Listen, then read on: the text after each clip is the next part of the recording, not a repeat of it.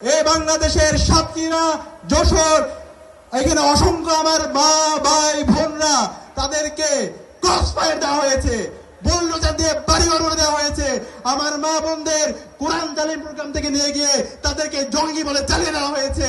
আমাদের ভাইদেরকে স্কুল কলেজের সিলেবাসের বই নিয়ে তাদেরকে জঙ্গি হিসেবে চালিয়ে দেওয়া হয়েছে।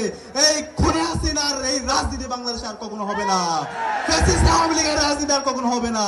বাংলাদেশে ইতিমধ্যে রায় এসেছে, খুনে হাসিনার ফাঁসির রায় এসেছে। খুব দ্রুত সময়ের মধ্যে এই খুনে হাসিনাকে ভারত থেকে বাংলাদেশে নিয়ে এসে তাকে ফাঁসির কাস্টে ঝোলাতে হবে ইনশাআল্লাহ।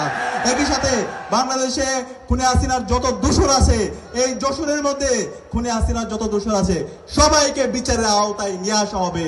বাংলাদেশে খুনে হাসিনা এবং তার দোষরদের রাজনীতি করার কোনো অধিকার নাই। তাদেরকে যেখানে পাওয়া যাবে তাদেরকে সেখানেই নির্মূল করতে হবে, তাদেরকে আইনের আওতায় নিয়ে আসতে হবে।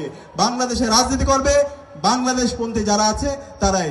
আমি আশা করব বাংলাদেশের যশোরের মুক্তিকামী ছাত্র জনতা তারা খুনে হাসিনার প্রশ্নে বাংলাদেশে ইনসাফ কায়েমের লক্ষ্যে তারা ঐক্যবদ্ধ থাকবে এবং শহীদদের আকাঙ্ক্ষার আলোকে বৈষম্য ইনসাফ ভিত্তিক বাংলাদেশ বিনির্মাণের জন্য লড়াই সংগ্রাম জারি রাখবে।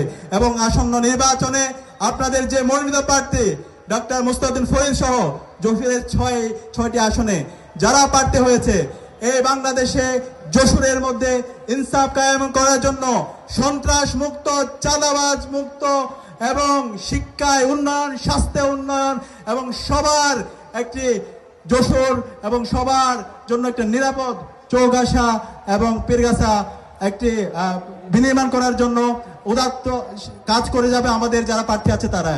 আমরা আশা রাখবো আমাদের এখানে যারা একত্রিত হয়েছে সবাই ঐক্যবদ্ধভাবে আমরা জুলাইয়ের আকাঙ্ক্ষাকে ধারণ করে একটি ইনসাফ ভিত্তিক বাংলাদেশ বিনির্মাণ করার জন্য আমরা ঐক্যবদ্ধভাবে লড়াই চালিয়ে যাব।